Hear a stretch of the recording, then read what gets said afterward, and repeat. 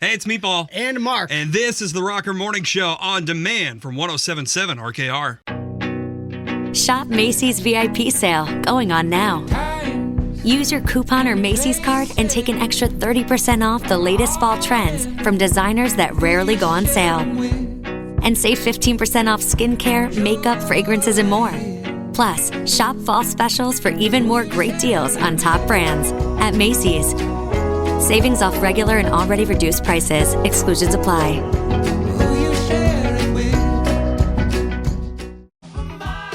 107.7 RKR is the Rocker Morning Show with Meatball. And Mark Frankhouse. What's up, dude? Not a whole lot. How you feeling this Halfway morning? through the week. I'm doing good. Yeah? Yeah, man. Figured you'd be jumping for joy after your Tigers Oh, yesterday. yeah. Yeah, that was a big one.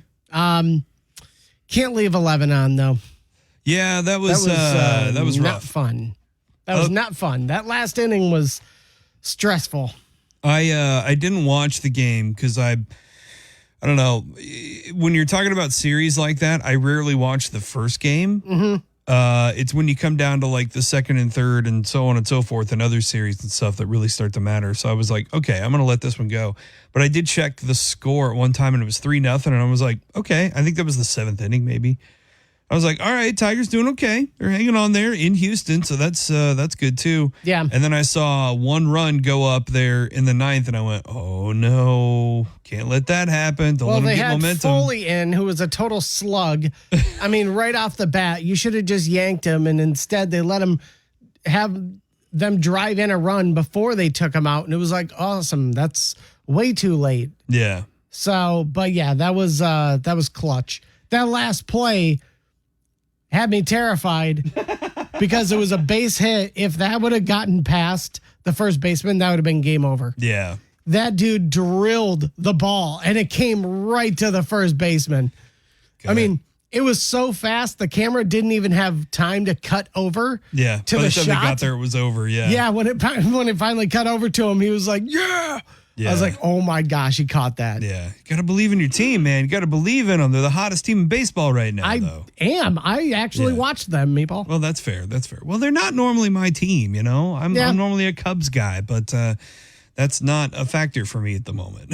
Yeah, right? So, well, congratulations to your Tigers. I got one more to go. Game 2 tonight? Is it Yep. tonight? Okay. Yeah. Yeah, it's three in a They row. do 3 in a row, and they stay in the same city, right? Yeah, so hopefully they can shut it down today. And I think it's this afternoon, in fact. I believe you're correct. I'll check the around time 2, later I this think. morning. Yeah, I'll check the time for that later this morning. Some other sporting news that happened: Dikembe Mutombo. These are two deaths we found out about late on Monday, but we just didn't get to on yesterday's show. Dikembe Mutombo died Monday afternoon, 58 years old. Wow. He was fighting brain cancer. I didn't know that about him.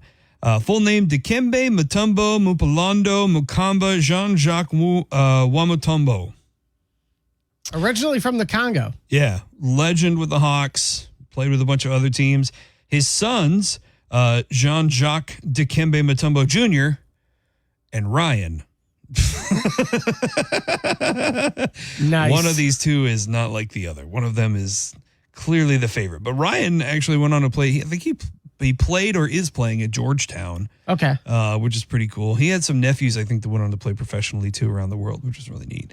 And then Pete Rose, we now know died of natural causes Monday night as well. 83 years old, incredible career in MLB, notably with the Reds, one of the last player managers in the MLB. He also had a great run with the Phillies, led the league with 4,256 hits. Nobody's even close to that, right? No, not really. What was Ty Cobb? It was like 3,000 something. No, I think he had like 4,100 plus. 4,100. Okay. But yeah. still, like that, nobody in modern era. Yeah, not coming close. MVP, batting titles, Rookie of the Year, Golden Glove, and gambler. He was a gambler. He was given that lifetime ban in baseball after it was found out that he was betting on the Reds in season. And he just... Well, he always claimed he never bet on his own team. Well, later in life, he claimed he finally said, I did bet on the Reds, but he didn't do anything to affect the games, is what he said. He was like, okay, I put some money down on the game, but I mean, I never did anything. Like it wasn't a Black Sox situation or anything. Right. But, I mean, he was only guilty of just being a dude betting on sports, you know? And I think a lot of that happened when he was a manager as well. He wasn't a player affecting it out on the field. You know what I Right. mean? So, but that's unfortunate. He has that lifetime ban, and the Hall of Fame, the Baseball Hall of Fame, says that if you do have a lifetime ban for baseball, that means you're not getting in.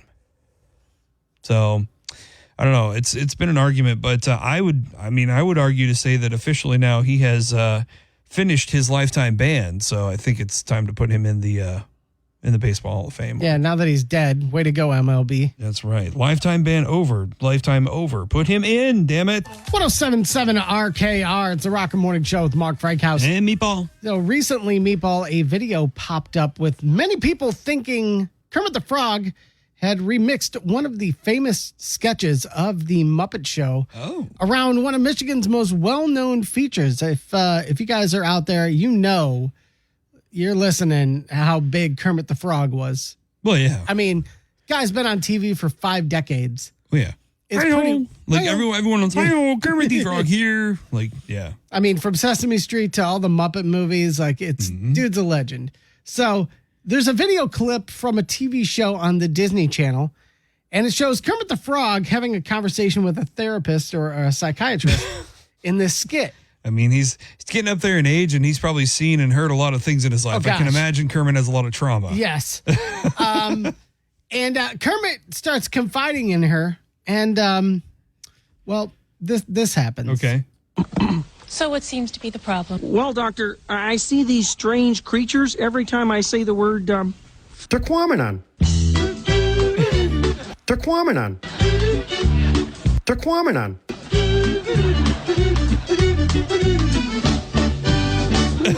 Strangest thing I've ever seen. That's Anything seem a little weird about this? yeah. I mean, from somebody who does editing on a daily basis, there's a choppiness, shall we say, to that. Yes. But A very choppiness. but it's funny how well it fits. It is great. Unfortunately, it is not real. It was the page Pure Meme Again. Oh, I love those guys. Yeah. So they in the comments section, he said, well, everybody knows my Kermit the Frog voice now. The Quaminin. Yeah. The guy who runs Pure Meme Again, the Facebook page, he dubbed this. Sadly, Kermit is not singing about Tequamanon Falls. But regardless, it's super funny to watch, and it's up here on the 1077 RKR app. Also, what makes it kind of cool is that the therapist is actually played by the most famous resident from Pentwater, Michigan, Sandra Bullock. Oh, that's cool. I mean, even if this overdub was like really badly done, Right. I'm surprised she didn't bring it up as an idea for the skit originally. I know. It's too bad too. I heard the area at Tequamanon Falls is beautiful. Maybe Kermit could look into some swamp real estate up there, like if he doesn't mind frozen frog legs. Yeah, give him a call, Meatball. Let him know. Hello? Okay, just a second. It's for you.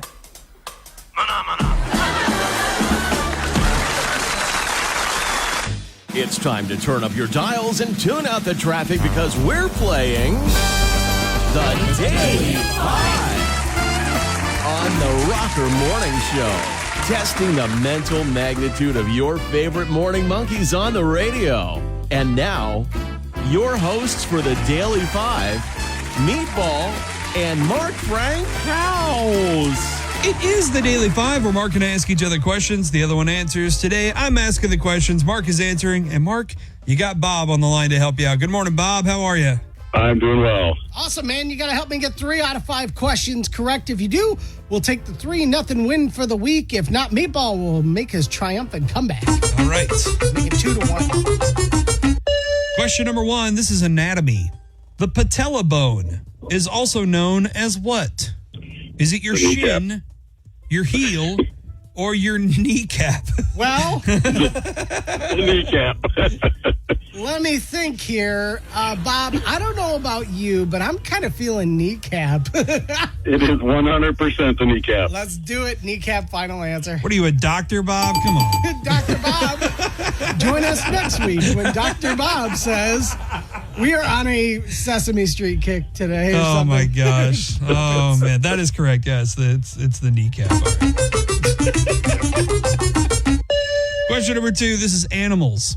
Which animal's fingerprints most closely resemble those of a human? Is it a chimpanzee, a koala, or an orangutan? I think it's a koala. Leave it. I was going to say that as well. It's the first thing that came to mind. Yeah, I think it's a koala. I know the the primate answers are tasty, but I think it is the koala. I don't think I would Really refer to, obvious. yeah, primates don't refer to them as tasty. All right. Yes. Yeah, Bob. I think I'm with you. I think we stick with koala. I agree. Koala. Final answer. What are you guys reading the dictionary or something? I don't know what's going on here. All right, yeah, it's the koala. Oh man. Oh, I'm in trouble. Oh, let's hope you don't know about food.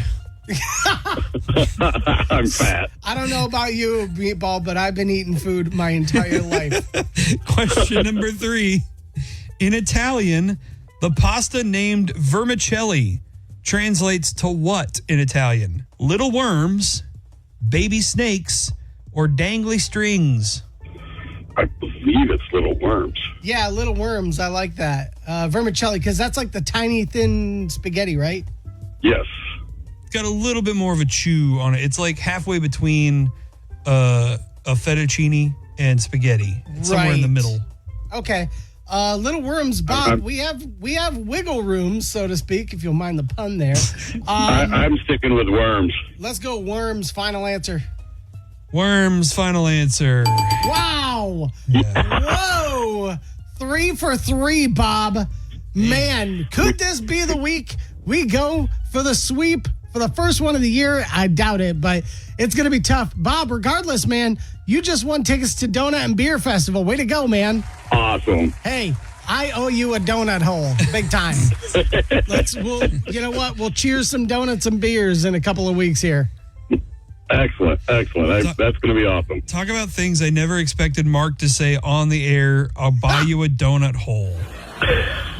Better a donut hole than a bunghole. That's fair. That's fair. Also, he's talking about eating apes today, so you know.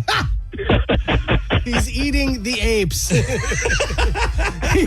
He's eating the animals at the zoo. Oh my God, Bob! Thanks again, man. We'll see you there.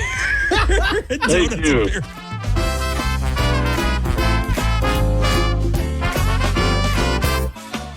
1077 RKR, it is the Rock and Morning Show with Meatball. And Mark Frankhouse. Shouts out to, and I think I'm saying this correctly, Nabe's Apple Farm, a.k.a. Nabe's Munchy Crunchy Apple Farm in Rogers City, Michigan.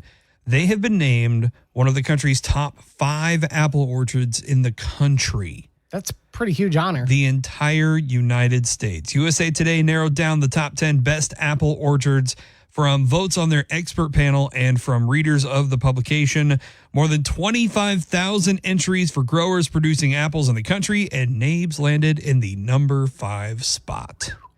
Quote, at Nabe's Apple Farm, there's tons to do in addition to picking apples. There are wagon and barrel train rides for the kids, petting zoo, games like horseshoes and cornhole, a barn that boasts some of the best pizza and fresh hard cider in Michigan, a bakery, and of course, plenty of U-Pink apples and pumpkins. It's also one of the best leaf peeping orchards around, with a riot of colors on display around the start of October. I was very confused when I read that quote and I saw leaf peeping. Have you ever heard that phrase before in your entire life? Yeah. I finally realized that it meant like going to look at the leaves for fall. Okay, gotcha. But in a really creepy way. Right. Apparently. Yeah, it doesn't come off the tongue good. Yeah, I thought it was like a crafts thing or something. I don't know. But yeah, I think this is awesome. It's fantastic. I need to hit up some of the apple cider mills and stuff around the area. I think you were going to take me on a tour of a couple of them, weren't you? Yeah, I got it. We got to get in on that. Yeah, we need to go do that. So congratulations to them. That's fantastic. But something I want to know, and that I kind of picked up from this article, how do we become the experts on some of these lists? You know, like how do we become part of these panels that pick the most delicious places in the country with USA Today? Like, how do you become an expert with that publication? I think you just have to go out there and do it. You got to sample this stuff. Yeah. I mean, you're a voice in the community. What constitutes being an expert, though, over just some like dude? There is none. It's a figment of people's imagination.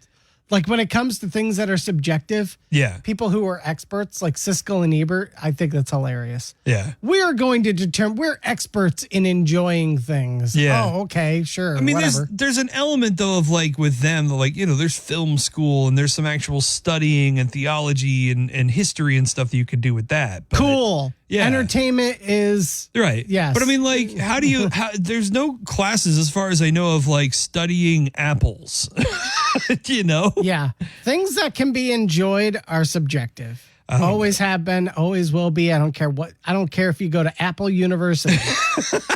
Okay. That sounds like a scam. If you tell me Granny Smith apples are delicious, I'm going to tell you no and throw it in your face. Wait, what's your apple of choice? Man, I like Fuji. Okay. There's a couple of I like Yellow Delicious actually. That might be my top Okay. one. See, I love the Honey Crisp. Like you do the Honey Yeah. Crisp and you cook those into a pie, man. Oh, Yeah. those are the best for me. Anyway, if you want to read more on the top 5 apple orchard in the state of Michigan, we have that at WRKR.com. And I think, Mark, what we've decided is we're just going to have to start our own publication that does this kind of stuff. Yes.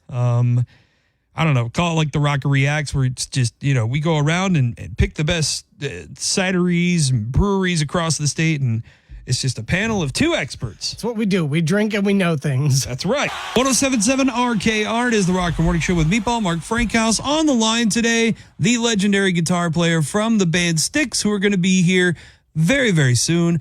James Young, thanks for joining us this morning. We're looking forward to it. Man, I Michigan, yes, indeed. well, and it's funny you said that too, because like, you know, Michigan seems to really love, you know, this particular era of classic rock, and Styx is, you know, right in the heart of that nostalgia. You're a Chicago guy too, so like, can you talk about your experiences with the crowds in Michigan and how they've treated Styx in the past? I mean, we've always had great times there, and we've, you know, been on double bills with Nugent many times. And, so the Ted is Ted, of course, and you can't compete with him exactly, but we're different enough that was a great package, and it's rock and roll guitars and guys screaming rock lyrics out, and and then hoping it sounds musical.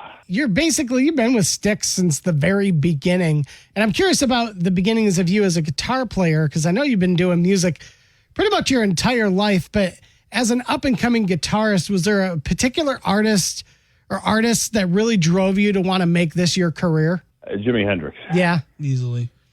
Saw him play live 5 times. Wow. I'm old enough for that. And, We call that nostalgic now. however we want to phrase it. I would imagine you would put some of those shows as some of the best that you've been to in an audience member capacity. I would take it. I saw Led Zeppelin live twice with the original lineup. Oh, my Jimmy Page, gosh. Robert Plant, Yeah, and John Bonham. So right. Yeah, they had that legendary show at the Pontiac Silverdome. I think there was like 80,000 people there or something. yeah, that one I think is on the record books just about what you said. Yeah. Styx came up in Chicago, and you know we were talking with some other you know, rock and roll icons in the past about, you know, that scene in Chicago around the time that Styx was coming up. There was so much talent, so many huge bands came out of that time period. What was it about Styx you think that kind of stuck your foot out above the rest, that was able to kind of, you know, break through the mold there? Well, I think that you know, we weren't sort of a one note or one trick pony or a one note symphony. I mean, Dennis Young, like, you know, he could write a ballad, he could sing a ballad. Me, as I was Hendrix and Zeppelin, I was wanted to be Hendrix and Jimmy Page, all put together, whatever. And you know, so we were able to sort of pick and choose the things that we liked and try and combine them into our own unique style. And I think in many ways we did succeed. We ultimately were one of the big pomp rockers, I guess you would say. A song like The Grand Illusion is, that's sort of a pompous intro to Welcome to the Grand Illusion, and it's, Right. But it works. So, and you don't get anywhere if you don't take any risks. And we took some risks, and most of them succeeded. So we're, knock on wood, we're dumb rock and roll luck.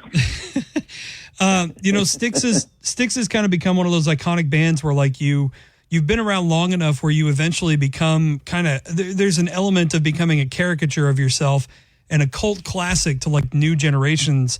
One moment I remember in particular is from the movie Big Daddy with Adam Sandler.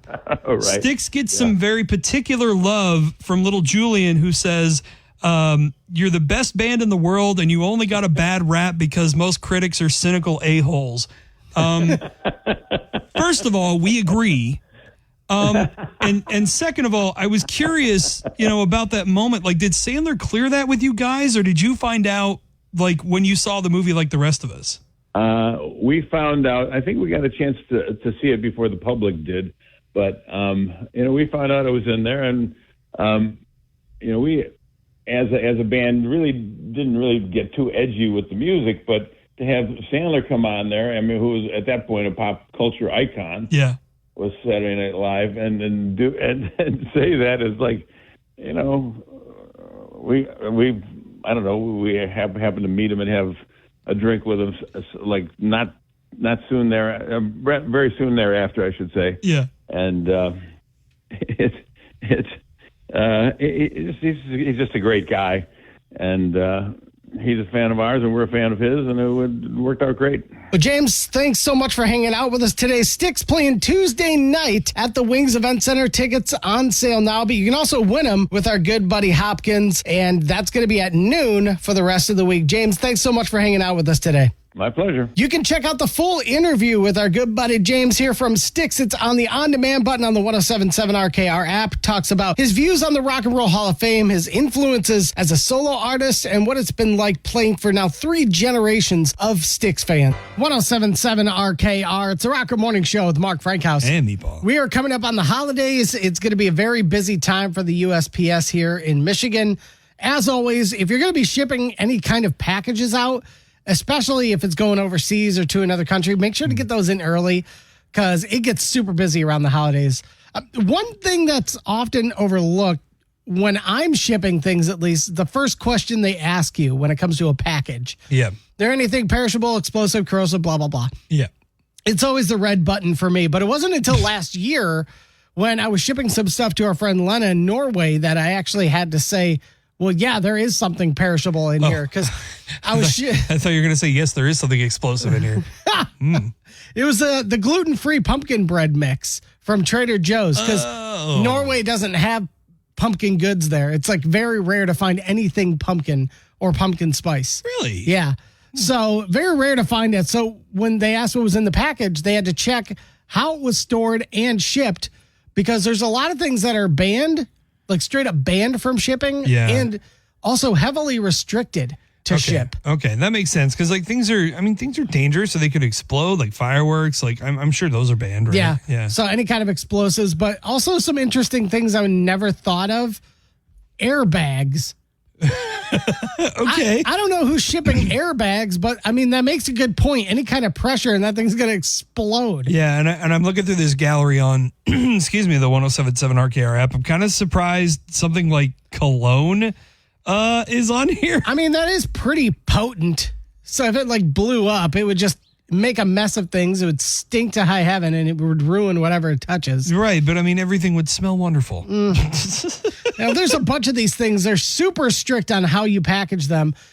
Give us a call, 978-1077. If you've ever run into an issue with shipping something from the USPS, and also check out this gallery just in case you plan on shipping any of these items. We have the list, and we also tell you how you can legally ship them as well. I love how live animals is on this list. Like you can legally ship animals. Yes. Like that sounds crazy to me. Yep. But I mean, you gotta do it legally. Obviously, you can't just slide a hamster into a plain white envelope and pop it in the blue box. Out of the and the darkest ends of this world. From the Michigan Dogman to Bigfoot, the Melonheads of Allegan County, and people from Ohio. This is Weird Ass Wednesdays.